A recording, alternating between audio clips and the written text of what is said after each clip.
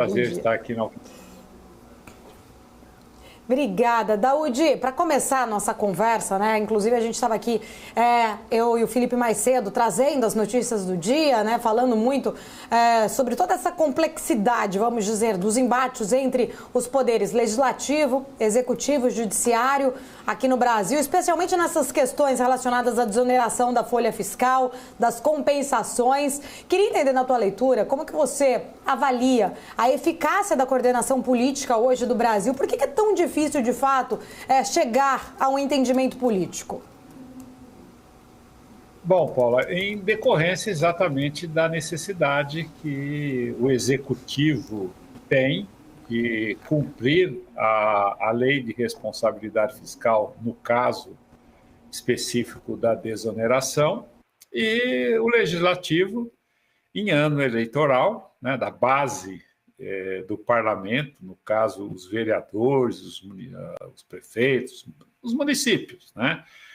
Isso acaba trazendo aí este embate. A gente sabe que município até 156 mil pessoas de habitantes tem ali a isenção, pagaria também um percentual do INSS e não a taxa cheia. Isso tudo traz esse embate, né?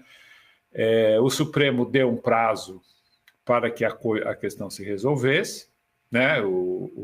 Que a contrapartida, né, da desoneração fosse decidida entre o Executivo e o Legislativo. Isso não foi, o Fachin ontem prorrogou, né, por mais acho que em torno de 60 dias, e agora estão discutindo. É um ano eleitoral, é um ano difícil, né, de você resolver.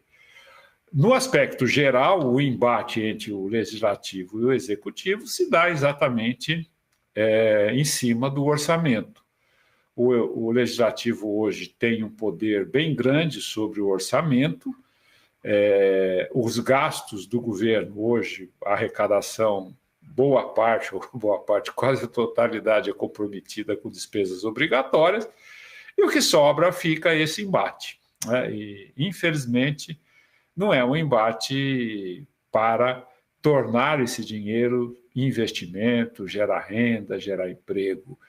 Investimento são recursos para serem destinados, né, mais voltado para a questão política do que técnica em relação à sua efetividade. Né? Você trouxe aí muito bem essa força, talvez, né, da nova era da política brasileira, com esse Congresso mais forte, um governo mais fraco. Aí eu quero entender um pouco da tua leitura. Como que a equipe econômica ela vai conseguir, de fato, aumentar o orçamento, né, trazendo aí uma possibilidade de se buscar arrecadação? Até a gente estava comentando mais cedo, o próprio ministro Fernando Haddad já sendo aí vítima dos memes, né, de taxade aí, de buscar mais essa arrecadação, mas se por um lado ele tem, né, ele é uma equipe econômica de um governo que é institucionalmente mais frágil. Como que vai se chegar a esse déficit zero, a essa busca de uma arrecadação sem essa força política, Daúde? Bom, Paula, interessante, né? Você tem dois caminhos, né? Um caminho é o imposto tributário, que se dá, é o imposto inflacionário, melhor dizendo, que se dá pela inflação, né, que isso ninguém deseja, porque ele é perverso, e o outro é fazer o país crescer. O Haddad ele vem dizendo também, recentemente, de que o Brasil vai crescer mais do que as expectativas hoje que se tem. O crescimento, evidentemente, gera mais arrecadação, e a arrecadação maior, né, acaba atendendo essa demanda ou a necessidade do déficit zero. Mas nós não vamos ter déficit zero. A gente sabe que você não tem um programa para cortar despesas, você não tem um programa mais objetivo para fazer o país crescer. Como é que você faria isso? Aí existe um grande erro do governo, e esse erro está centrado especificamente no presidente Lula, né? Porque quando você não tem as expectativas positivas, você retrai o investidor. Retrai o investidor, você não gera renda, não gera emprego, não gera crescimento. Por que que acontece? Porque o presidente insiste em ter um discurso populista. Ele quer falar para os pobres, né?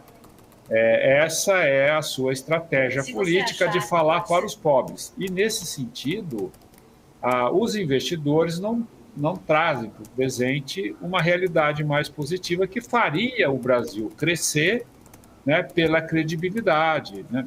Hoje a gente percebe o Banco Central americano, né, que ele faz exatamente isso. Ele tenta manter, né, um cenário de controle da situação, quando o endividamento americano sobe, o próprio endividamento do Banco Central, através de gerenciar essas expectativas. A gente fala sempre disso, mas, infelizmente, é o que acontece no Brasil. Ainda ontem, o presidente Lula ele faz crítica, ele não sabe se vai cumprir ou não, né, a questão fiscal, o que é mais importante, que mais importante é o pobre. Enfim, isso tudo é difícil você fazer o Brasil crescer para gerar mais arrecadação e você não ter esse embate. Agora, tudo que vem, nós temos um orçamento paralelo, né? Que é aquele orçamento de recursos que entram para o governo que não estão nessa contabilidade do orçamento. E o governo gasta, e o Congresso também quer gastar, mas o Congresso pode gastar o que está no orçamento. Enfim, é um embate de executivos, né, tanto do executivo quanto do legislativo, que tem uma mentalidade turvada pela ganância de poder. E isso acaba gerando toda essa situação, infelizmente. E, Paulo, quem paga o pato somos nós, né? É o povo brasileiro que sofre com essa falta de capacidade cognitiva, eu vou dizer, é cognição mesmo, é falta de inteligência de você entender o seu papel hoje quando você está representando ou no comando de uma nação, de um país como o Brasil, que é um país continental, um país rico, mas infelizmente é um país pobre, né? E exatamente por essas condições que nós temos. Daúde, muito bom dia para você, sempre um prazer.